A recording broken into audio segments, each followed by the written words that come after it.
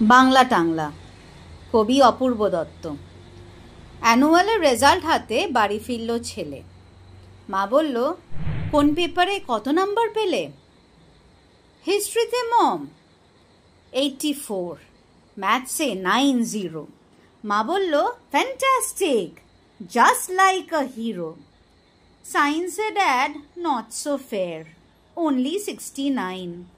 ইংরাজিতে 92, all together fine.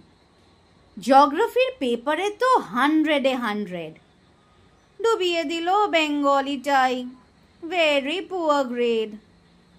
ছেলের মাথায় হাত রেখে মা ঠোঁট বেঁকিয়ে বলে, নেভার মাইন্ড, বেঙ্গলিটা না শিখলেও চলে। বাবা বলল, বেশ বলেছ, বঙ্গমাতার কন্যে, বাংলা টাংলা আমার মতো অশিক্ষিতের জন্যে। বিদ্যাসাগর, রবীন্দ্রনাথ নেহাত ছিলেন বোকা, না হলে কেউ শখ করে হয় বাংলা বইয়ের পোকা। মা বলল, চুপ করো তো, ওর ফল্টটা কিসে?